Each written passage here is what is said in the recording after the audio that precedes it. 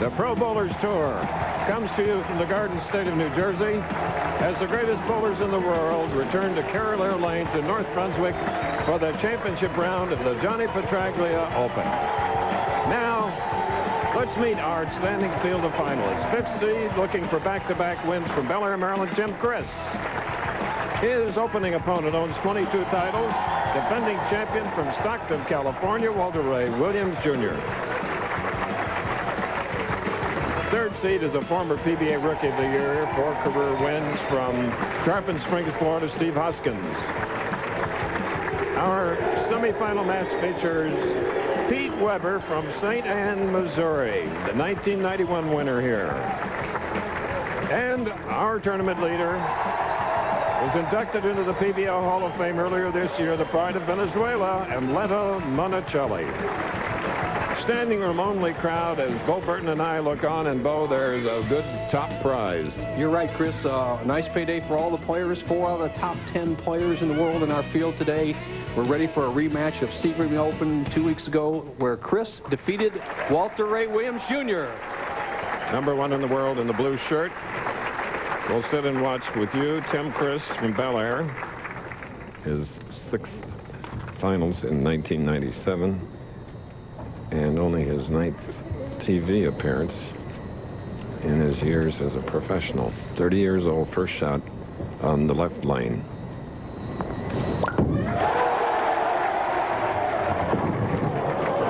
High hit, leaving the 4-7. Tim Criss, who has been the most outstanding player so far this year that was not a name player coming into the year, winning 2 titles, going for his 3rd. He's already won $68,000. You see his angle to the pocket. He's to the left side, throwing that what now is known as the turtle ball, that nice soft 16-mile-an-hour speed, and breaks up the 4-6-7 split. So Tim from Bel Air, Maryland, has marked with a spare. Now here's your first look today at the number 1 in the world, player of the year last year, and in 2 of the years, 86 and 93, Walter Ray Williams.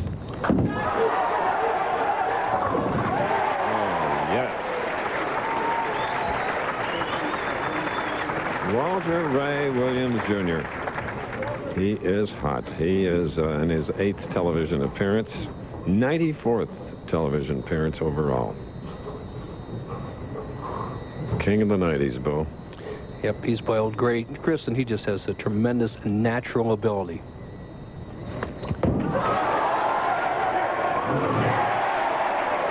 So there you have an opening double by the premier player, Walter Ray Williams, Jr. Now Tim Criss moving far to the left on the approach. Uses fair working. Uses the full approach, slides very close to the foul line.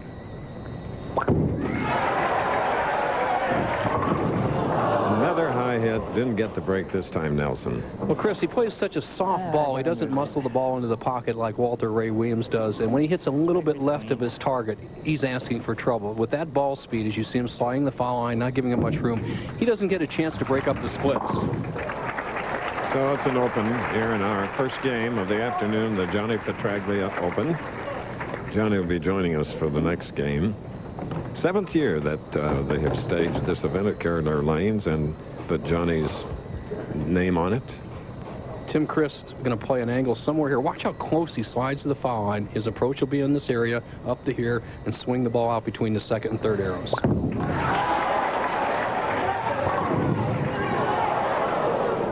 Needed a break to clear the 10-pin off the left lane. You see Chris's ball leave the soft 10. The 2nd pin on the right-hand part of your screen, the 6th pin, doesn't have enough impetus to get up and kick the 10 out. He doesn't have enough ball speed for the head pin to come around and bird dog the 10. So he's left with an easy spare. So Walter Ray is quickly up. At 6'2" frame, 180 pounds in top shape, and Tim, that you're looking at now, is 5'10", 175. Great part of bowling. You can be any size and shape and do well.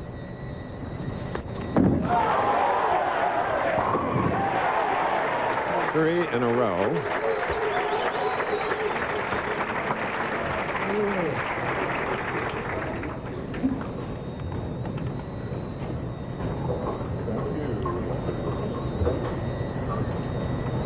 In match play, he won 16 and lost 8.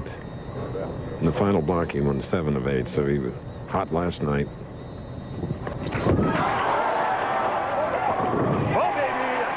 Hot today.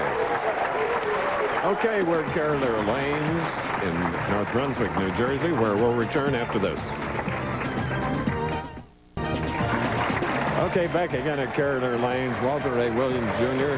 4 strikes in a row. Bo, that gives him a 46-pin lead. He's hot. Well, Walter Ray, I feel, is the best and most versatile player in the world. Tim Criss is the new upstart on the block, and he's backed up here in this match. He trails by 46 pins. Coming up in the 4th frame, has to get his act together because Walter will not look back.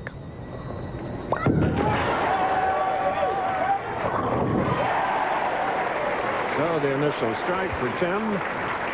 To just join us, the winner will meet Steve Hoskins and then Pete Weber, followed by Amleto Monacelli, the tournament leader. The advantage of throwing the ball a little bit slower like Tim Criss is you don't knock the pins up in the air, so you get fewer taps, and obviously it's easier to keep your arm swing and your balance and your slide all intact. He's a good stroke.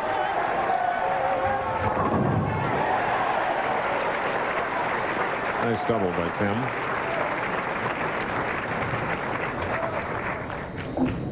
So the 5th frame now for Walter Ray Williams Jr.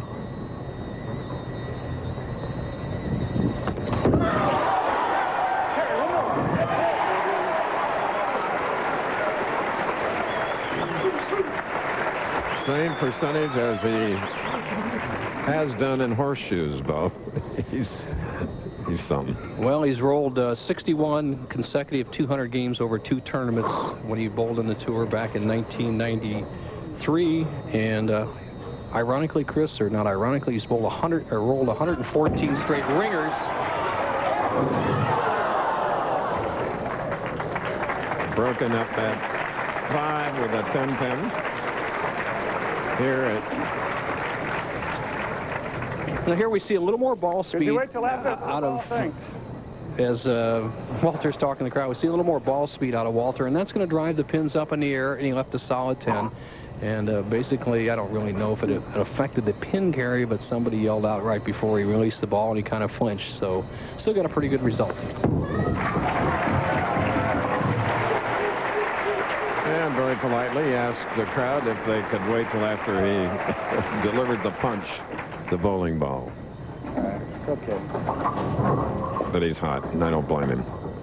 Tim Criss. Now let's look at his full approach. The approaches are 17 feet long. This man is a well-practiced player. He's standing up there. That's the 2nd row of dots. You look on the right-hand part of your screen is 12 feet from the foul line, so he's about 13 feet back. Precision player, has done tons of practice. Watch how close he comes to the line.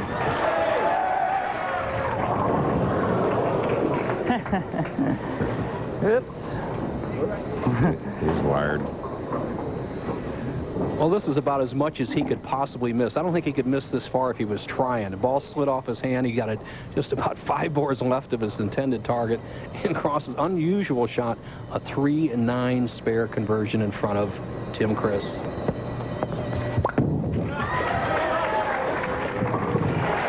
Took care of that sleeper. Next Saturday is special time, 1 Eastern, 2 Central, and 3 Pacific. It's the IOF Foresters Open from Ontario, Canada, Toronto, where last year's crown went to Dave Traber. That's next Saturday at 1 Eastern, 2 Central, and 3 Pacific. So on a little earlier in the Eastern time zone, but in St. Louis, my hometown, our regular time, as you look at Sherry Criss, knowing her husband is in trouble in this match. He trails by 47. 10-pin for Tim Criss, whose mother-in-law, Mary, or Marge Criss, actually his mother, is here, rooting him on. He'll need that and more in this game.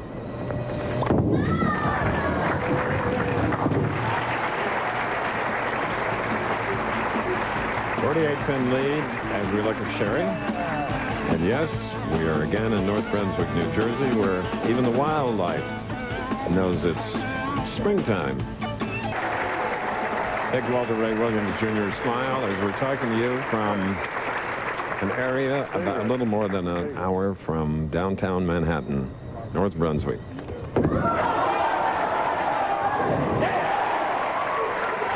So 6 out of 7 strikes if you just joined us in this first match against Tim Criss. All right, that's good. And Parker Bone is over on the side with the man who will probably meet Walter Ray Williams Jr., Parker, Steve Hoskins. Steve, you sustained an injury earlier this year. Is that going to affect you in any way today? No, I don't think it will. I switched to 14-pound Tritons earlier in the week just to keep my hand from getting fatigued. Yeah, well, I think he's ready to get him.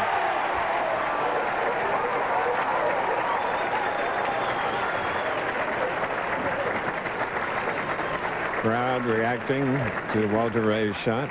Watch this pin action. Probably the most unusual strike I've seen in years, Chris. A pin gets trapped over on the left-hand side, rolls around and kicks out the 10. That I have not seen before. Great break for Walter Ray Williams Jr. in the 8th.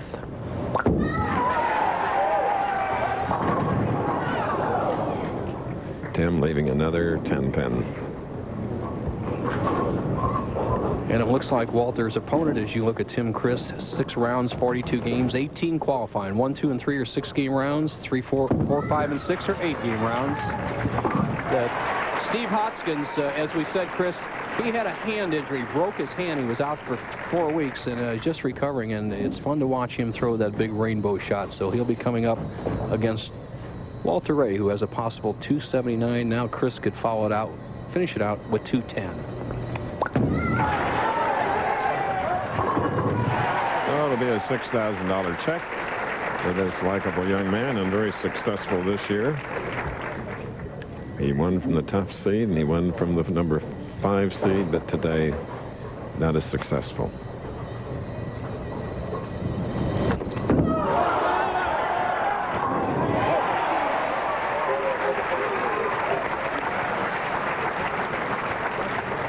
Paige Pennington. Tonight on ABC, Soul Man's Dan Aykroyd, Jamie Lee Curtis, and Anna Chomsky star in the network premiere of My Girl 2. And on Saturday night at the movies, that's when you can watch My Girl 2. Then Randy Quaid, Sean Young, Sally Kellerman, and Daryl Hannah star in a brand new episode of the critically acclaimed Gun.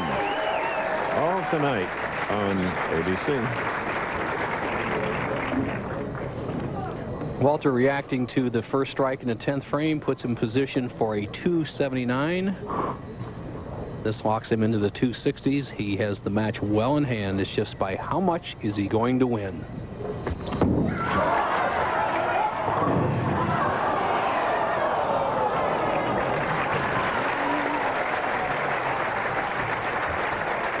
Well, what an opening game score for Walter Ray.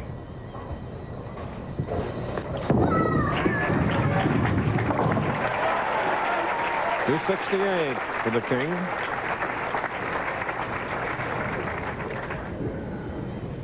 Criss just finishing out. If he finishes with 3 more strikes, we'll have a 210 and a nice paycheck.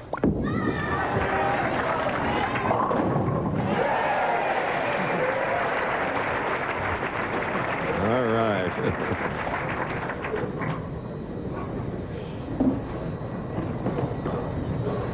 Tim Criss had to get out of his game plan, Chris. He's moved to the right. He's throwing it much harder and straighter down the outside, and that's not his favorite shot.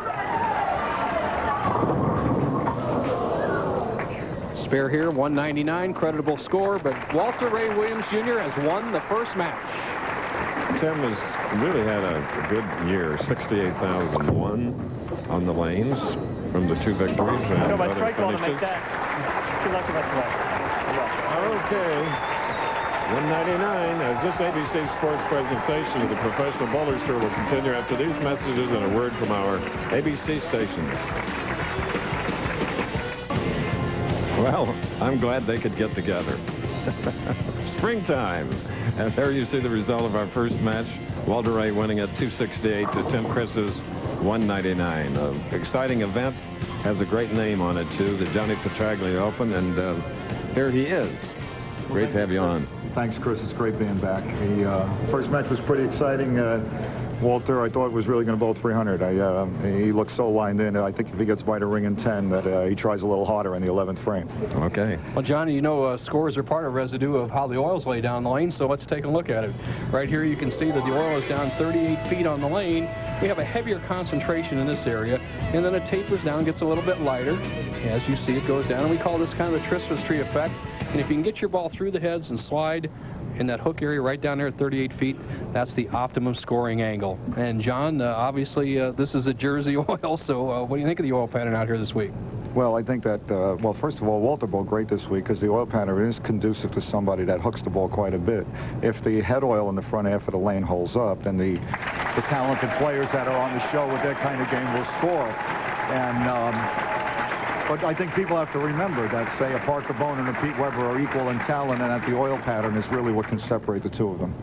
And obviously it did this week, as Parker was nowhere in sight. So we'll see what the right-handers can do these last 3 games. Walter Ray, red hot. Another 10 pin. All right. John, an interesting thing that I have privy information to, even though you're at your house here, is Walter's going to throw a little slower on 35 because it's tighter, and simply tighter because lane 36, there's a 2-inch upgrade from the front of the lane to the back, and that makes the ball hook a little bit more as it slows down. So watch for Walter to throw harder on the right-hand lane. Yes, and I think that will be very critical for the 3 remaining right-handers that hook the ball quite a bit, Bo, because we'll have to see if they can adjust to both lanes. Tim Criss seemed to have a little bit of trouble on 36 because of that. Good point, Now John. Steve Hoskins, who won at Sunrise last year, but has had an injury since. That's a nice break, Johnny. Well, Steve is a superpower player. He's the type, as long as he can get the ball to the right, you're really going to see a lot of power from his game, and his swing gets loose. One thing about Steve, when he starts striking, he can strike all day. 28-year-old. We've always enjoyed having him on our telecast, Johnny. It's his 13th time, and he can get very excited with good shots.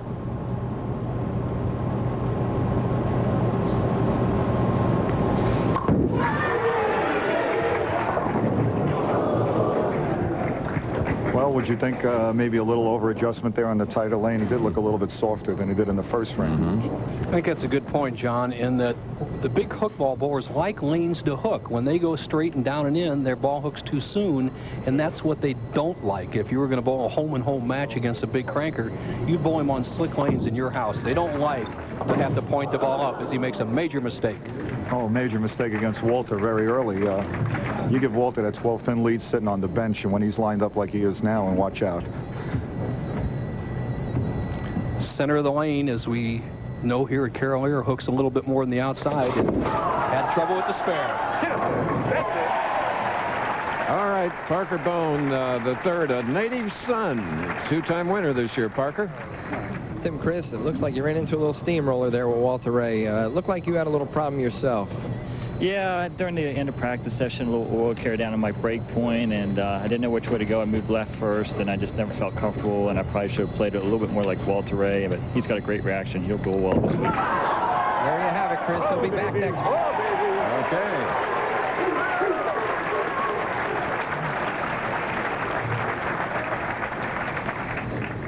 Watch this reaction.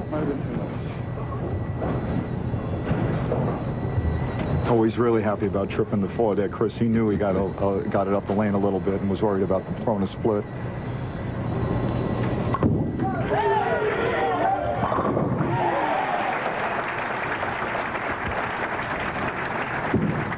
All right.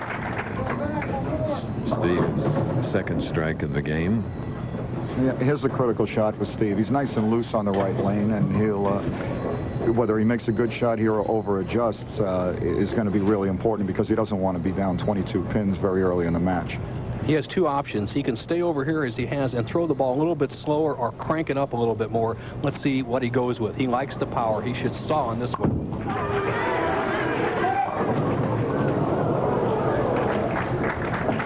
Left the 2-pin.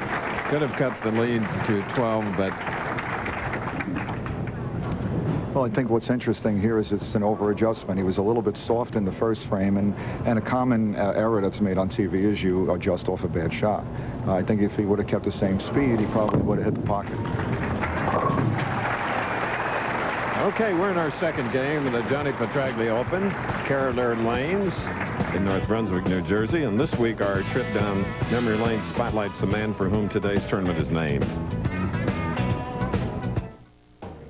Memory lane takes us back to 1980 and one of the many highlights of Johnny Petraglia's career.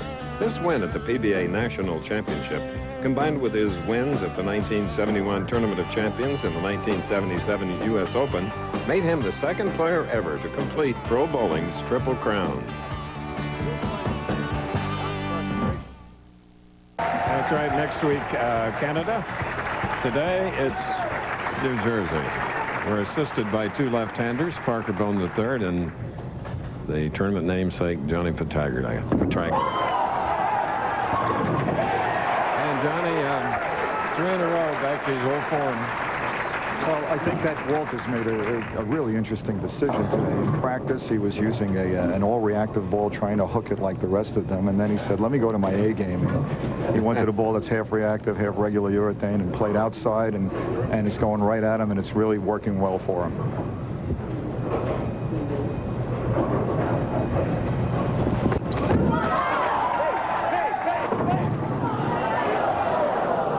Do I know when to open my mouth a lot? You're learning how to be an announcer now, John. You can jinx him just like I do. Well, you could see him elbow his shot. Watch his arm come through. Watch that elbow. See it go out on the side like that? His ball has definitely left the target, leaves the 7-10 split. Walter will go cross lane with some good ball speed, try to bounce the 10 into the 7. All right, his first open frame of the day after shooting a 269 in his victory over Tim Criss in the first game. And Paige Pennington. John had a good point about Steve Hoskins.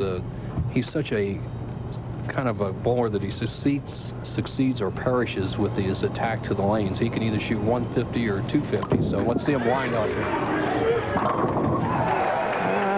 Crossover, and we cross over from our location where we talked to Parker Bone III. With Pete Weber. Pete, obviously you're a great player, but this year you've really turned it up a notch or two. What seems to be the reason for that? Well, Parker, I've been bowling good all year long, and, you know, as everybody knows, I've had problems with the reactive resin balls, and Brian Berg has been 50% of everything I've done this year. Well, there you have it, Chris. I think he's ready to roll. Okay. Brian Berg is his staff member ball representative out here, as all the staff members do have somebody to assist them with their equipment. Well, ball change there. Even though he won Brooklyn trip to 4, he did make a ball change in the middle of the game and got a double out of it. Third pin on the left-hand part of your screen, it'll do the damage in the left-hand corner. The 4 pin tripped out by the 2.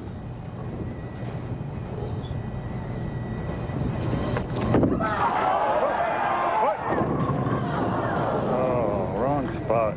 A sleeper down there, which he knows, of course. That's what makes the sport so great, Chris. It does. You know, you see spare turkey, and Steve Hoskins is lost, and then here we go. All of a sudden, it's an 8-pin game, and Walter misses the puck.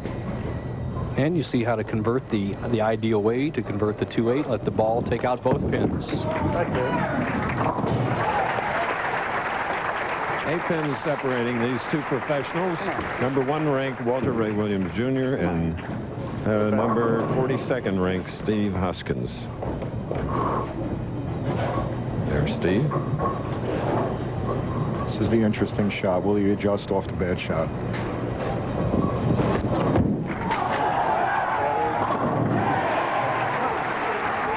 All you greats can do that, Johnny. Nelson. Okay, we'll be back in New Jersey after this.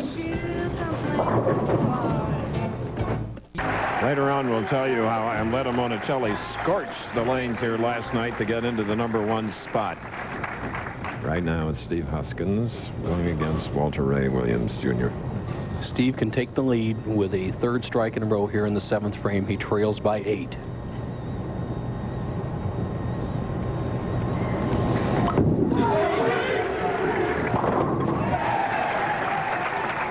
There he's reacting. reacting to Steve Hoskins, we know. He went to a duller ball here, which moves a little earlier and stops a little bit in the back end. And so the back end is in a violent reaction. And so far, it's working for him.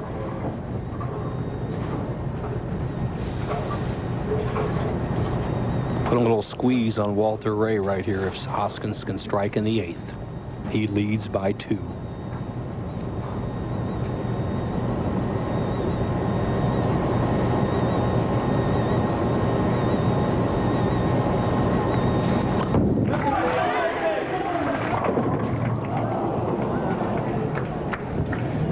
Well, Johnny, we have a little split to work on. Well, that left lane is a lot different than the right lane, and Walter's the only one that's really conquered it. Steve's been light and high, and in defense of him, it wasn't his fault that time. I thought that ball was going to make it.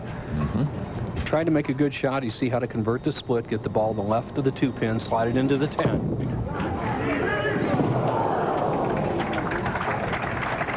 Open in the 8th frame of the second game in the Johnny Petraglia Open, and now he trails by 14.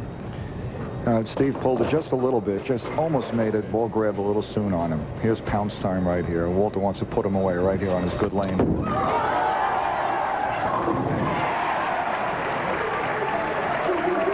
Coming up next on ABC's Wide World of Sports, the European Masters of Gymnastics Championship, including men's and women's team competition. Also, the Pimlico Special, where the older horses race the week before the 3-year-olds run at the Preakness. Plus, the Valvoline Indianapolis time trials from the Brickyard. Coming up next on Wide World of Sports.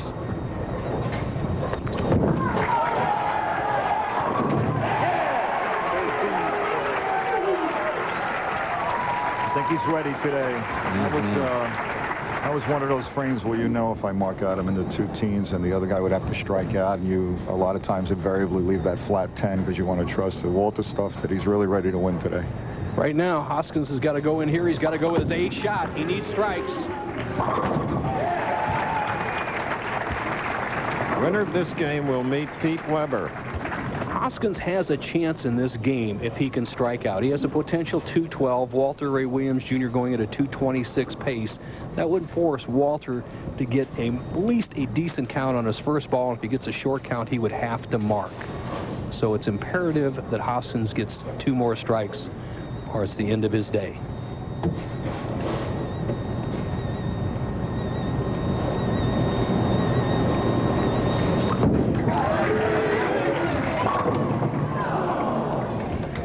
John, that ball hit like a pumpkin. Well, I think that he actually did throw the ball extremely well on the lane that he was really struggling on. He tried to fit it a little bit, but when you're not hitting the pocket and you really need it, he threw it pretty good. It just didn't flip the way it was supposed to in the back end and left that half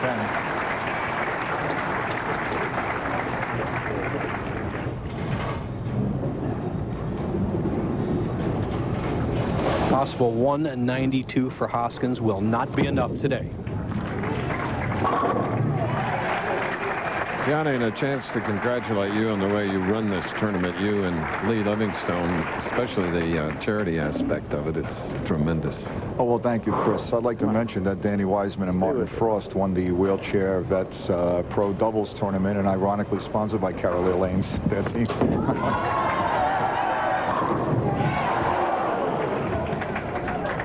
The oohs and ahs of the crowd, a solid 7 by Walter Ray. A hit we didn't see much of here or any time this year traveling around the country, but he's got the match well in hand. Watch the 4-pin. The second pin on the left-hand part of your screen is going to jump right up in the air. Boom.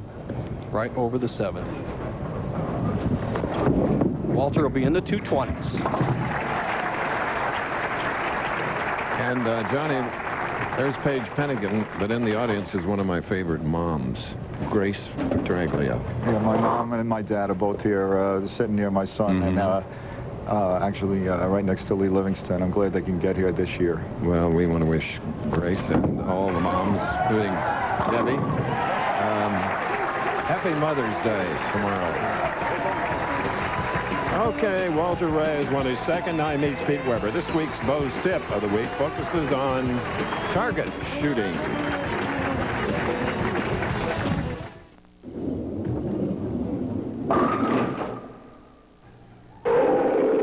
Today's tip, spotlight, spare, and split conversions.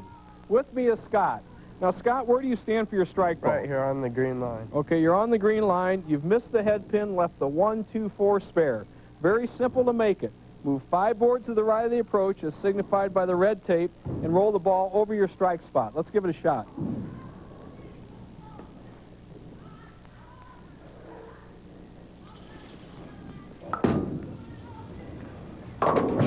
Real good. Great shot. Good lesson to learn here. For splits and spares, some of the very common ones, a simple adjustment off your strike target will make the spare. The 2-4-5, the 1-2-4, the washout, the 5-7, the 5-10, and of course that evil 4-9 split. And now I'm with Taryn. Taryn, where do you stand for your strike ball? Right here on the green mark. All right, pal. Now, you've left the 2-4-5 spare down there. If you'll just move 4 boards to the right of the approach, as signified by the red tape, and roll it over your strike target, you'll make that spare.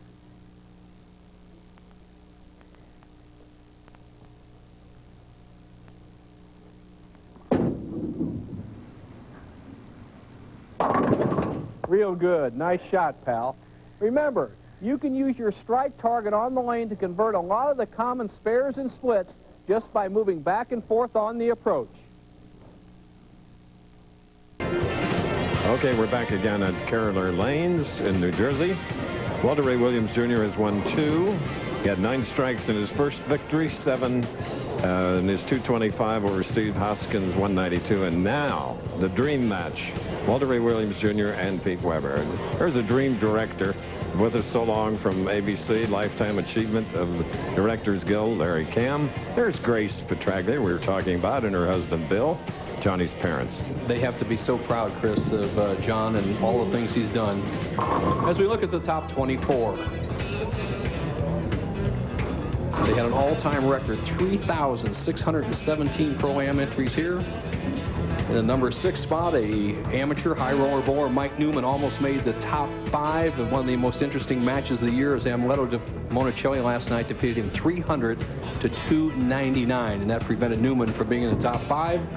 We go down the line, David Traver, who will be the defending champion next week at the IOF Foresters. The Big D up there. Bob Learn. Roger Bowker's got some new Bowker fan club t-shirts coming out. We're looking forward to those. Steve Wilson, SETI as usual. Joe Barkett, a nice week. The national champion, Rick Steelsmith. Jimmy Johnson threw 2 strikes to qualify for the top 24. Philip Ringer and Kelly Bennett round out the 24 finalists this week. Great group of bowlers, believe me. Wonderful field, and of course here are upcoming stops. The IOF Foresters Open is special time from Ontario, 1 o'clock Eastern, 2 Central, and 3 Pacific. Then we go away for 1 week. We follow up with the Harrisburg Open, and it's another special time at 2:30 Eastern. So those are our next 2 telecasts with a week off between. Now, the dream match, Pete Weber and Walter Ray Williams Jr. Pete passed Walter Ray in the career earnings mark by about 32,000 now.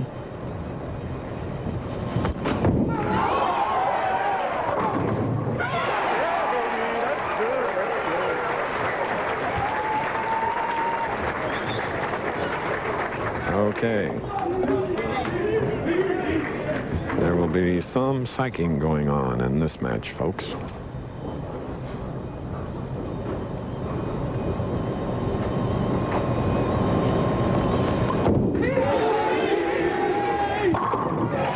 Look at that late break in that ball, Nelson.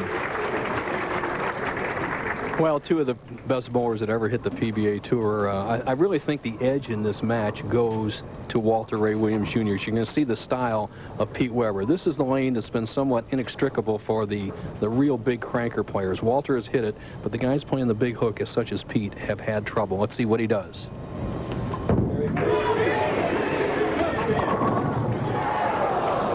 Leaving a 7-pin on that lane, Bo. Well, it just hangs, Chris. Almost every pair in this house at Carolina Lanes, as you see Pete's style, the left-hand lane hooks more than the right. On this particular pair, the left-hand lane is tighter, and for some reason, these players just can't get the big hook to swing up. All right, continuing to mark with the spare here in the semifinal game, the winner to meet Amleto Monacelli. And now Walter Ray Williams Jr. open with a strike, shooting in the second frame.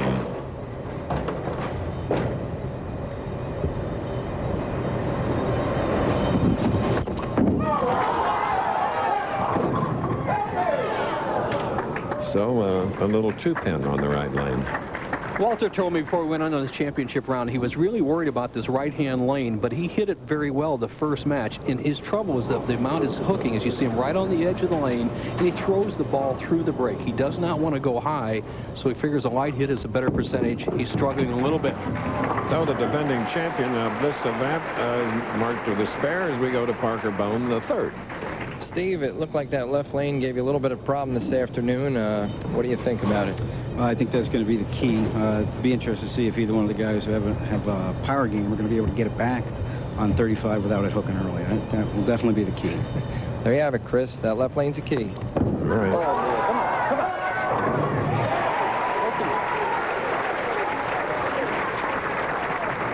As you see Walter conquer the left lane, a good lesson to be learned here. If a lane is very tight and you have a hang spot, as we saw Hoskins have a hang spot, we saw Pete Weber in his first frame have a little hang spot, you have to go straighter with the shot. Most people think you can crank it up to go around it. That is not true. That will be your downfall. Peter should hit this lane very well. This is the one that swings back.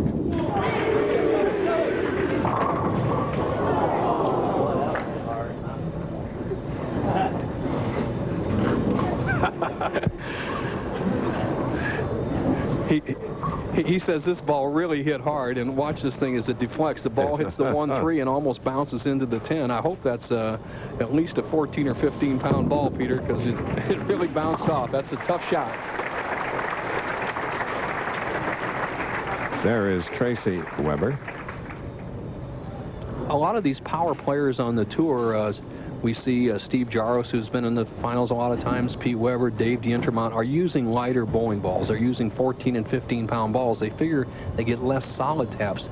However, you do pay a little percentage or a little of a...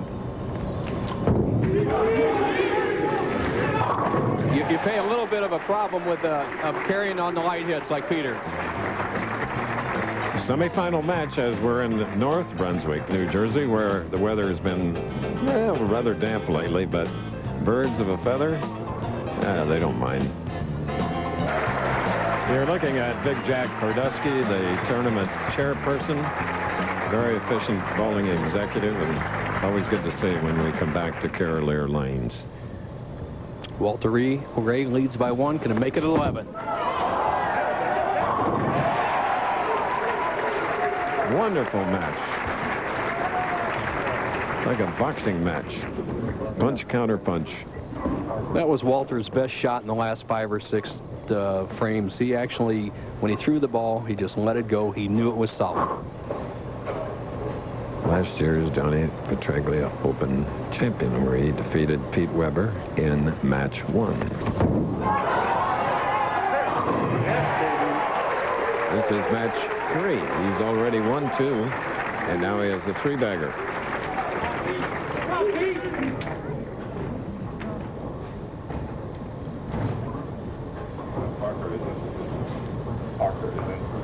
Weber has to step it up. Trails by 21, 5th frame, the full approach.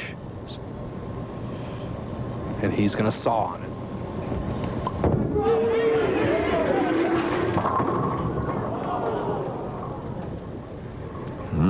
That's what happens when your carry goes bad. His ball hit weak in the 3rd frame, so now he wants to put a little more juice to it. So he snaps it around with his wrist, and the ball goes high. He's in a dilemma. If he throws this nice smooth shot, he doesn't strike. If he puts too much on it, it goes high. All right, Parker Bone III is with the tournament leader.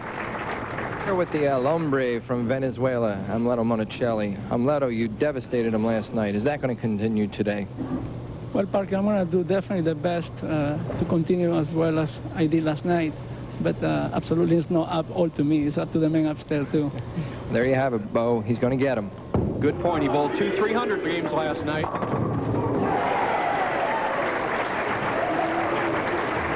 He's a little amazed how they danced off the deck.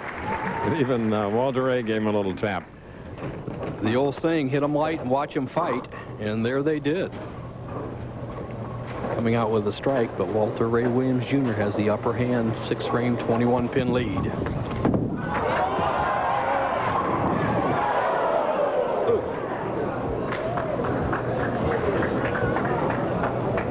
Wow, was he unlucky there. Walter knows he's thrown a really good shot, puts the maximum effort in it. Solid 7. And I'll bet you I didn't see 10 of those all week, Chris. We see some solid 8s, some solid 9s. He left a couple of those in his 42nd game last night. But no solid 7s. Bad break. You know, tomorrow night on ABC, it's a Mother's Day premiere double feature. First at 7, 6 Central. Third rocks Joseph Gordon-Levitt, Danny Glover, Christopher Lloyd, and Tony Danza star in the network premiere of Angels in the Outfield. Then, the world premiere miniseries event, 20,000 Leagues Under the Sea, starring Michael Caine, Mia Sara, and Patrick Dempsey, all tomorrow night on ABC. Here in New Jersey, Walter Ray is starring with another strike in the 7th frame. All right, he is the leader by 20, as we'll be back momentarily.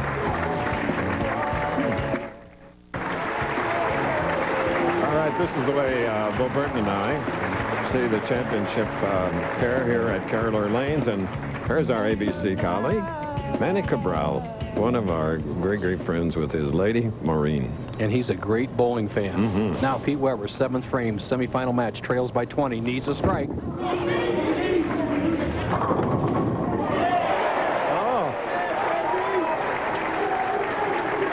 Wants the crowd to get with him. After that shot, he deserves to have them because that was something. Well, Pete's not zeroed, and he gets a terrific break to stay close in the match and cut Walter Ray's lead down to 10 pins. The 2-pin goes to the sideboard, trips the 4 into the 9. He can make it a dead even match through 8 frames with a strike here. 8th frame.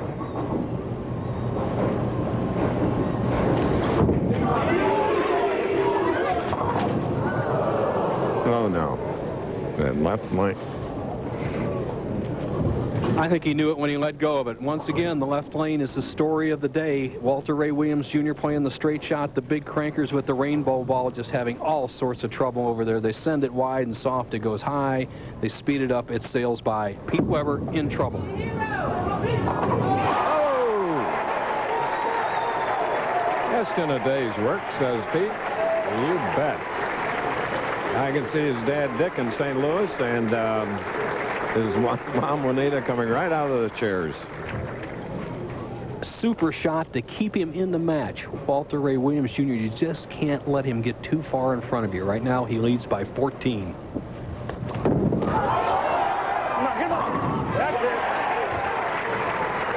Tomorrow at 2:30 Eastern, 1:30 Central and Pacific from Emerson Fittipaldi Speedway in Brazil, the Rio 400. The defending champion is Andre Ribeiro. Tune in tomorrow at 2:30 Eastern, 1:30 Central and Pacific on ABC Sports, a track named for a wonderful champion, Emerson Fittipaldi. And his nephew, Christian Fittipaldi, out with a broken leg till June.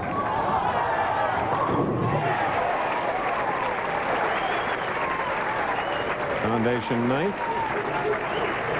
Such respect for each other. Showed after every good shot. Mandatory that Pete Weber strike here in the 9th and 10th frames. Only chance he has.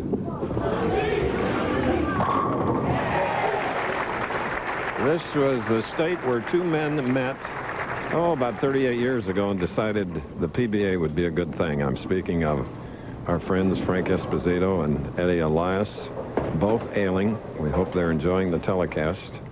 So at Echo Lanes, right here in New Jersey, Bo, where all you folks got your organization going. Pete Weber has to get over in here and just put all he can get on it. Hopefully he can get a strike and stay in the match. It's over. So Walter Ray will have a chance to take back the money lead by a few thousand if he can go all the way and pick up a check for 30, because 27,000 actually separate the two. You know, it's interesting how Walter has dominated here with his straight style against these crankers. Walter has defeated his opponents, as Pete's wife looked on, by 51 pins a game coming into this match, and he can beat Weber by 54, make it 64 if he strikes out after Pete throws one in the moat.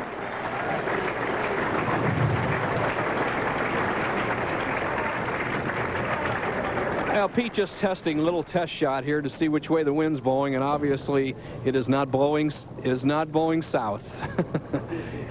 Ball made no difference. Walter has a potential 259. Just finishing out. 238, that will be enough. A spare and a strike.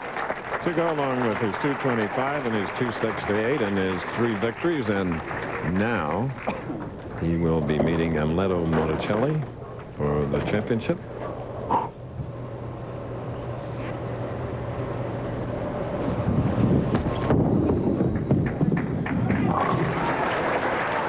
It's kind of get even time for Walter Ray. Walter Ray opened 2 times in the 9th and 10th frames in the semifinal match in the AC Delco Classic, our opening telecast on the ABC Tour this year, to let Weber win. So it's get even time. They're 1-1 on television this year. We'll see them fight it out again at a later date. Walter's the winner today.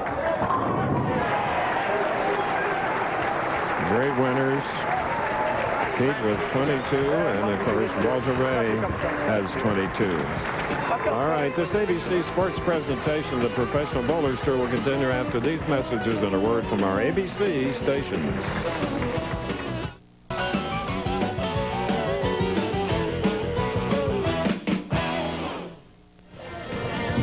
We're back again, and now we recap what has happened up to this point. Walter Ray Williams Jr. has won 3 matches in the first 9 strikes, 268 to 199, and then with 8, 225 to 192. And here he came back in the 3rd match to defeat a nemesis, Pete Weber, by 238 to 195. And the championship match will be coming up very, very soon. I'm Chris Schenkel, and Bo and I are always impressed with the charities that are helped here by this particular tournament. It's a whole list of them, and all worthy causes, believe me. Some like the Tournament of Champs, the Institute for Children with Cancer and Other Disorders. Well, Lee Livingston, as you see him right there, has raised over $150,000 and is really the man who is really the backbone of making this all work. Just a super guy, and I hope they really appreciate him out here in New Jersey. And as you see, a Veterans Memorial. This was presented to Lee Livingston, and another somewhat similar one to Johnny Petraglia, who spent some time in Vietnam, by the bowlers that bowled in the Silver Spoke Classic. And Danny Wiseman and Martin Frost won that tournament. And then Chris, we're coming up with the King of the Hill. The winner of this tournament will start back with that Showboat King of the Hill at Harrisburg Open. That'll be the first time. And then finally, for all you computer folks, America Online, ABC Sports, you can always tune us up on Inside Sports. And we have a hot link to the PBA. So enjoy it, and enjoy this championship game. Walter Ray Williams Jr. and Amleto Monacelli. This should be a barn burner. Amleto with 16 PBA championships. Walter Ray with 22. They've been head-to-head before. Walter shoots first.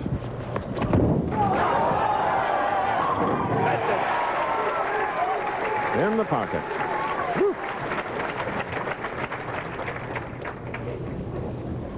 The second straight week that a man has come from the first match to contend for the title. Tim Criss did it in the Sebring Open 2 weeks ago. Walter Ray Williams Jr. has defeated 3 opponents so far today, but he has a man who is tough with a bowling ball and probably as mentally tough as any player on the PBA Tour, Amleto Monacelli.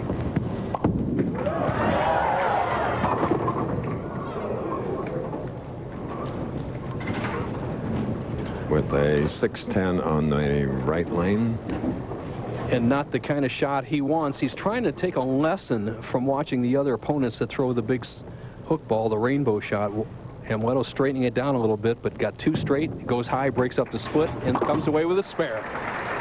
Amleto Monacelli cashing in 15 consecutive tournaments. Now, to gain the tournament lead, he bowled 2 300 games and a 290 in his last 5 games last night. And one of the most interesting ones is you see Amleto going to be on the left side of the approach.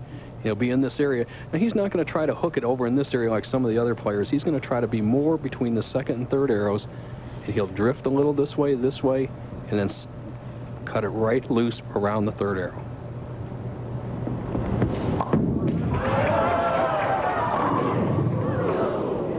Player of the Year back-to-back in '89 and '90. Crossed over, and he's now going to have to try for another spare.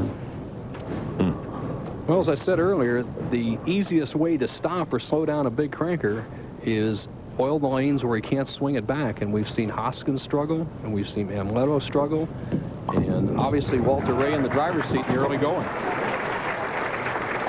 So Walter Ray is back up and shooting in the second frame, strike working, and Amleto with 2 spares.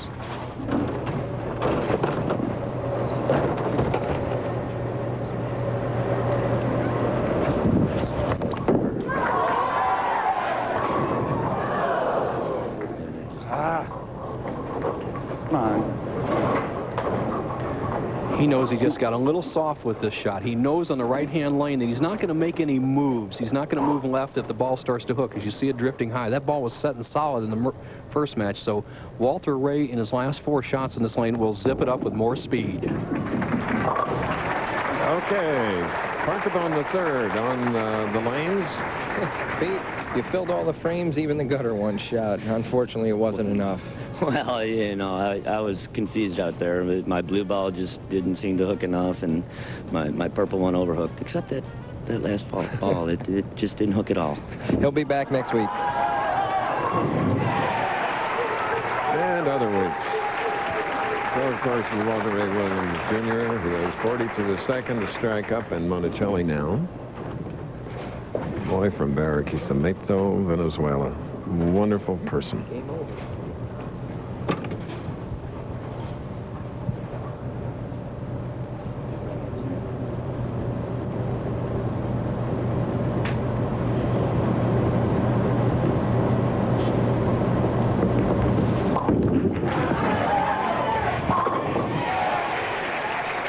Okay, third frame strike.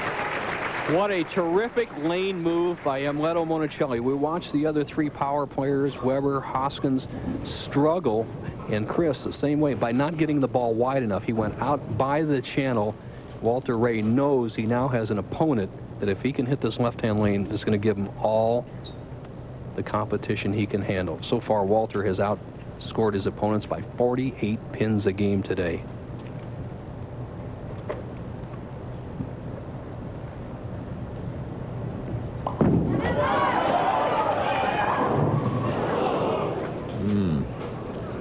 I'm sure he did not intend to get that ball down about the 4th or 5th board, and you see it go left across to the Brooklyn immediately, where we saw the previous frame get it out to the very first board and flirt with the edge. Look at this trajectory, right over the 3rd arrow, but out to about the 7th board, where in the previous frame on the right-hand lane, he went out to the very edge, and I think that's the only way he's going to be able to conquer this left lane. This is the championship match for $30,000 to the winner, and today's champion will walk away with the money and, of course, this beautiful trophy.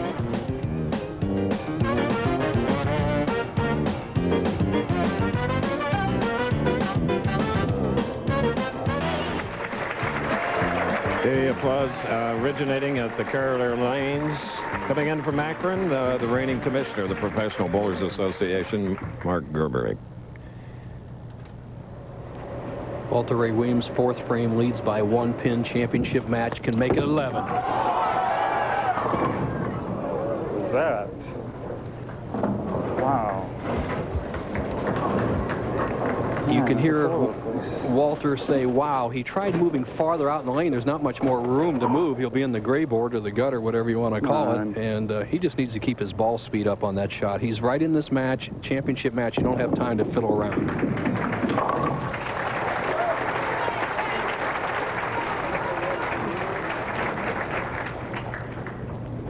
If you just joined us, Walter Ray won the first 3 matches with scores of 268, 225, and didn't write down the other final. Butch, what was the other final?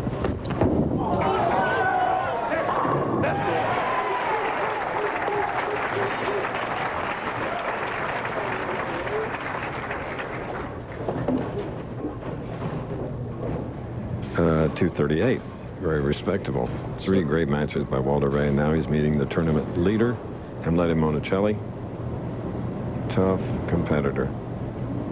Monacelli made a good shot on this lane in the third frame. Let's see if he can duplicate that and then get zeroed on the left. Perfect. Yes. I mentioned Butch and giving me that score.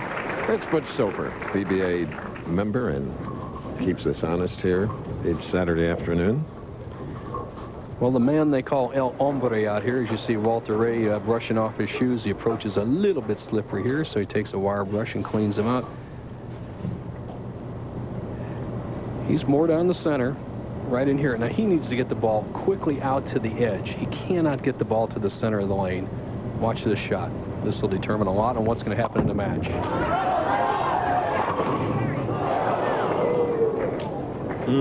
The right shot, just not a real good result. He blows the 5 right over the top of the 7. That would have put Amleto in the lead.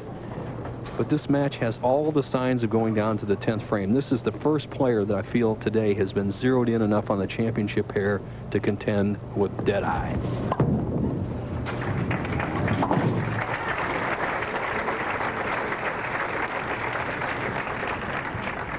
Chris, I just have a feeling the pace is going to pick up right here. It's been a little bit lethargic in the first 5 frames. I think Walter's going to go to the whip, and Amleto can see the finish line as he cogitates on the side, eyes down. He's ready to go. Let's see what happens. 5 frames left.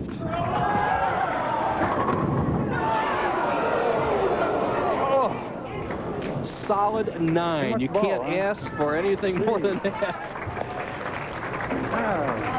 Cal Poly graduate couldn't figure that one out. Well, no deflection, Chris. He's got a tremendous angle of the pocket. See the ball just drive right through the 1-3-5 zone. The 5 should deflect the ball into the 9. It doesn't, as his wife looks on saying, hey, bad break, Walter, but you lead by 1.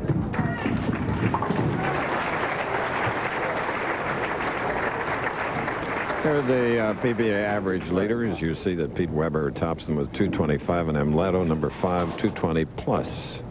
Walter Ray just in 4th, not just in 4th, but. And in the money department, that's for this year. Parker Bone, our interviewer today, number 1.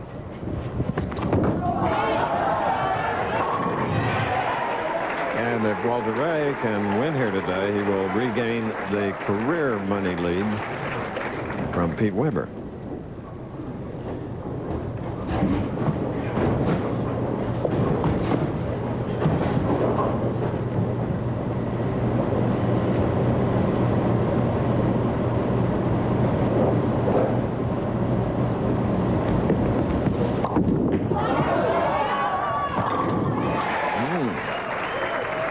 Striking the 7th frame for Amleto.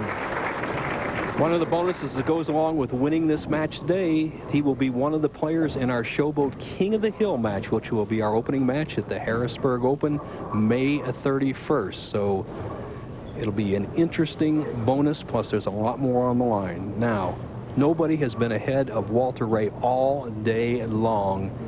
Right now, Amleto has a chance here in the 8th frame to put Walter in arrears by 9.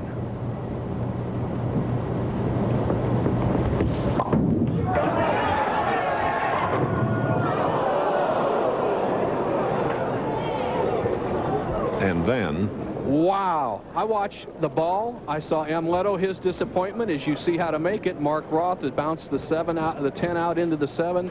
That's the same strategy Amleto is going to try to use. But boy, and he throws it in the channel. Disappointed Amleto. Monacelli and Walter Ray Williams, Chris, just about jumped out of his seat when he saw that 7-10 split. Here, Amleto, a little bit discouraged, gets out of his game plan, tries to throw it extra hard to bounce the 10 out, loses a shot to the right. Walter Ray, once again, in the driver's seat. This is the key shot right here.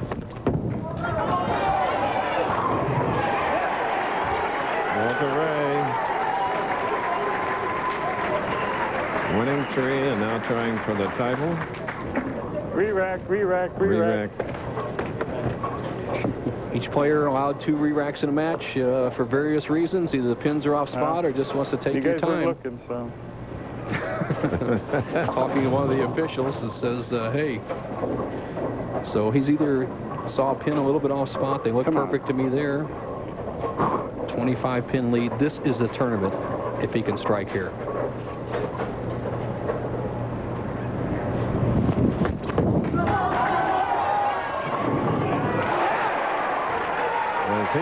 successfully defend this championship? Yes.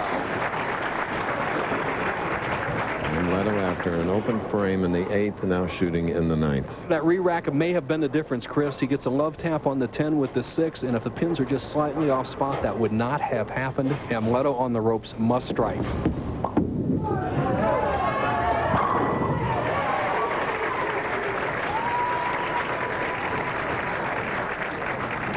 The tournament leader so far this year, 7 wins, 7 losses. If Amleto does not strike on the next 2 balls, he has no chance of winning, and he would become the 8th victim to go down to defeat as a tournament leader.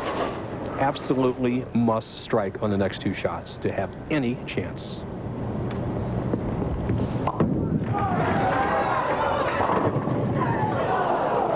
Walter Ray Williams Jr. wins the title. It's unbelievably how well Amleto bowled, and he ends up going to be bowling in the 180s. It's amazing. From the 3rd frame on, he just shoots just super shots and got nothing to show for it, Chris. Guy that came from 24th in match play to the very top with spectacular bowling last night. Now just at 1 game, not doing what he wanted to do. Well, and kind of the keys at night, Chris. The lanes hooked a lot more at night, and all the crankers that went against Walter Ray today could not get the big hook balls to come back, especially on the left-hand lane, and that was their undoing as Walter just cruises to the title here, a potential 240, but it's just a mute point from here on in.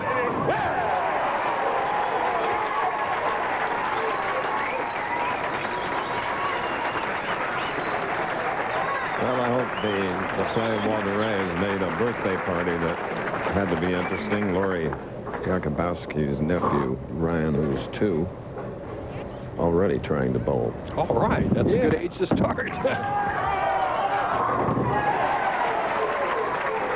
Well, we had 14,500 plus spectators come through the turnstiles here this week, and Walter Ray Williams Jr. delighted the crowd here today. And here is a late starter in bowling. #1 in the world. Now has 23 titles. He regains the money lead by some $3,000.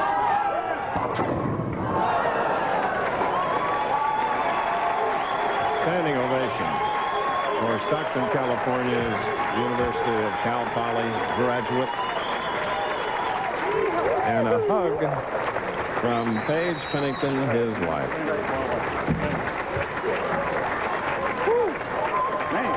Wow.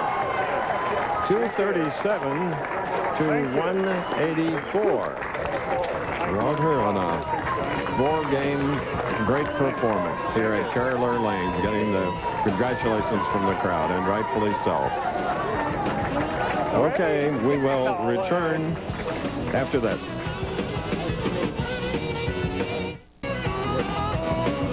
Well, 23 titles for Walter Ray Williams Jr. He ran the table against a stellar field today. $30,000 first place, and with the winner, my partner, Criss Schenkel. Wow. Deserved applause, Walter Ray, as Lee Livingston and Johnny Petraglia are here. 32 strikes. Was the re-rack the key? No, but this right lane, that seemed like the 1-3 were getting just a pinch open, and I did leave a couple of solid 7s on that lane, so I don't know if that was the reason why, but when you're in the 10th frame or whatever, you want a good shot or something. You want those pins to be right where they're supposed to be, and throw the best shot you can, and fortunately things worked out for me. I guess. Let's hear from Amleto Monacelli. Bo's with him right now. Well, I wish I was with him, Chris, but I don't blame him for running off. He left a swishing 7-10, a couple of solid wraps, bowled a 185 game that looked like it could have been up a 255. But, you know, Walter's on a roll. He's bowling great, and he's got everything going for him. So I can't blame Amleto. He's like Elvis. I have left the building. Back to you. All right. Well, let's get some money in your pocket. Paige is out here, and Lee Livingston has a check. I remember 1 year ago I did the same thing, all the way with Walter Ray from number 5 right on through. Congratulations, $30,000. Thanks, Lee. I'd like to thank Lee Livingston and all the staff here at Carolina Lanes. They did a great job, all the spectators, all the scorekeepers, mechanics, everybody here. You're great here in New Jersey. Could there be a better name on a tournament than Johnny Petraglia? Johnny with a beautiful trophy. Walter, just tremendous performance all day today against a truly great field. And, well, one of the toughest parts is this is all glass. You have to hold it now. I want to get it out of my hands. Congratulations defending. Very welcome. Thanks, Johnny. I'd like to thank Johnny Petraglia. He's a good friend of mine. It's great that we've got a tournament named after him. Great person, and to be with a great company like Brunswick. It's a great sponsor of professional bowling, and as you can tell, a good maker of bowling balls. So. All right. Was that a heck of a commercial? Okay, Amleto's here. Well, Elvis returns. He's back in the building. Amleto, the crowd likes you. You're one of my favorites, but obviously the left-hand lane didn't like Amleto Monacelli. Well, I mean, I know I did my best. I think I bowled as good as Walter. Just you got the carry and get it. And this is called bowling. So someday you're going to carry, someday you're not. You know, my late father told me if you get there often enough, things come around and go around. I am sure, and I'll predict now, that next time Amleto's in the top 5, he'll end up a winner. What do you think? I do believe so. All right, one of the real nice guys in professional bowling. He finished second, Chris. You have two of the nice guys with you with Livingston. Back to you, pal. Listen, you have to finish second every now and then to appreciate winning. Yes, ask Walter Ray. What was it? How many seconds do you have? Only 28. So you youngsters in the audience, take that little bit of philosophy that we've passed on to you. On to Toronto? Yes. In fact, I'm going to probably leave this afternoon. Got a little packing to do. My wife did a little shopping on the way up here. So we got to rearrange some stuff and get up there. I'm supposed to bowl a pro-am tomorrow night. And then the tournament starts, obviously, on Wednesday. And I'd like to be on that TV show next week. I'd like to make it 2 wins in a row and then defend in Harrisburg in a couple of weeks. Of course. And there's the King of the Hill. Yeah. You're in it already, pal. Yeah, last time was Ron Williams, so this might as well be Walter Ray Williams this time around. That's it. All right. Thank you, Johnny, Lee. Walter Ray, congratulations, defending champion back-to-back here. We thank you all, and happy Mother's Day tomorrow. Thank you. Today's telecast of the Professional Bowlers Tour was produced by Carol Letty, directed by Norm Samet, technical director Michael Carmen, associate director Freddie Jeff King, production manager Joe Alvarado, technical operations manager Dennis Zabald, stage manager Tom Gatewood, assistant to the producer Brian Swolinski. Stay tuned for Wide World of Sports next.